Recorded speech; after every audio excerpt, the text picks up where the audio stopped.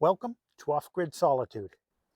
My name is Joe, and I am building an off-grid homestead on 5 acres of land in the high deserts of Arizona. I'm a little behind schedule.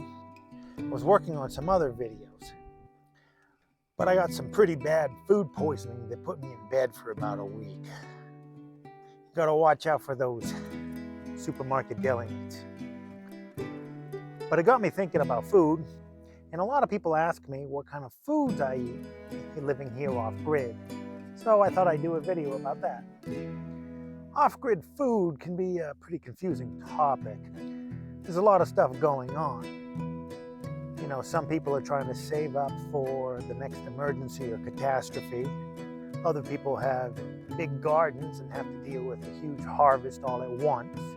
Hunters and people with livestock will have to deal with hundreds of pounds of meat at a time when they process an animal. And even myself, I have to figure out what to do with 6 or 7 fresh eggs each day. But if you don't have a garden, then you don't have to worry about canning or drying vegetables. There are some common themes to any setup, so these tips should be helpful for everyone. Tip number 1 is that shelf-stable is better. When you live off-grid, the supermarket is probably pretty far away. In my case, it's about 30 miles each way. So I try not to go into town any more often than at least once a week, ideally every other week. Most people do their shopping once a week, or so they say, but then you see them in the store on a Wednesday or something, and they say, oh, I'm just picking something up, or I'm just grabbing some milk, which is great. But you can't do that when you're living off grid. You either get it on your shopping trip or you do without, which means things have to last at least a week. And that's a long time, even for some things in the refrigerator. I know things like lettuce and fresh vegetables will start to wilt and go soft after a few days, even in the refrigerator. I definitely don't trust cold cuts sitting around for more than a few days.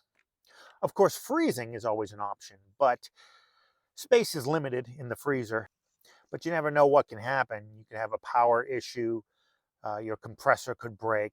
When I used to live in apartments, those second-rate appliances used to break all the time.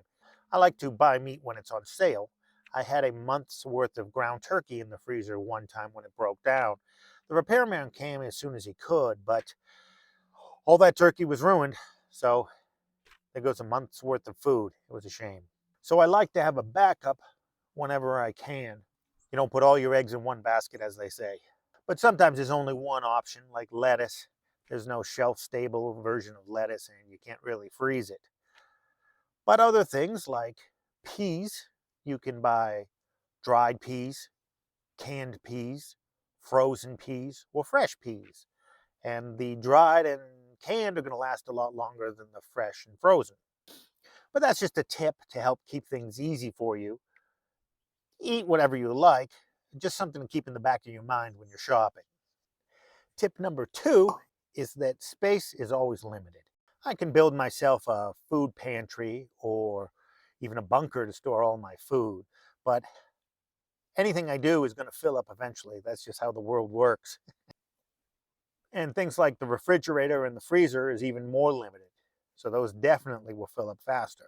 When I lived in the city, I didn't think twice about picking up a 6-pack and a bag of chips on my way home from work, and I usually ate the chips before I got home.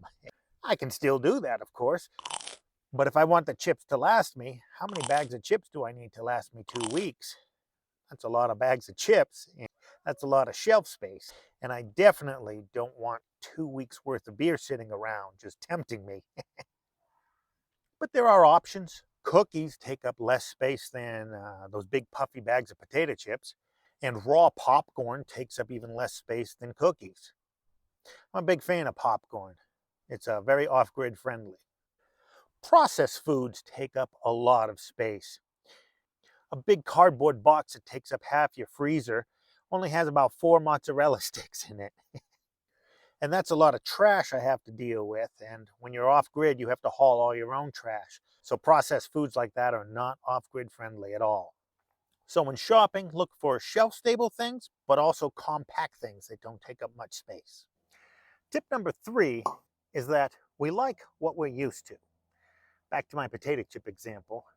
When I was eating lots of potato chips, popcorn tasted like styrofoam to me.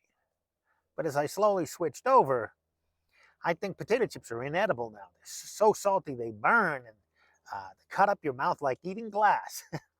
But if I started eating them again, it would switch back the other way. Fast food is another example. I used to stop in and grab a burger as a treat for myself when I went into town. But now one of those value meals is like $20. You have to order through the app, and there's nobody to talk to. The food comes out either cold or overcooked and hard. I just stopped going eventually. And everybody complains about the prices lately. But if we all stopped going, they'd lower their prices very fast. But since I'm not used to it anymore, I don't miss it one bit. So as we scale back foods that aren't very off-grid friendly, we won't want them anymore. So it's not really a sacrifice or denying ourselves anything. It all kind of just happens naturally. Practical considerations is really what should be guiding our choices. Eat whatever you want, whatever you think is tasty. Nobody can agree what's healthy anymore anyway. But there's no need to create more work for ourselves. Do whatever's easiest in the long run. And that's really what off-grid living is all about. It's a very practical lifestyle. Well, sorry for the delay in responding to comments and getting this video out. I was a little under the weather and still not 100% back. I had to film this video a few times. The audio wouldn't record, so I'm still a little fuzzy.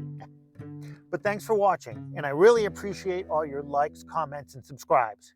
And I'll see you in the next video.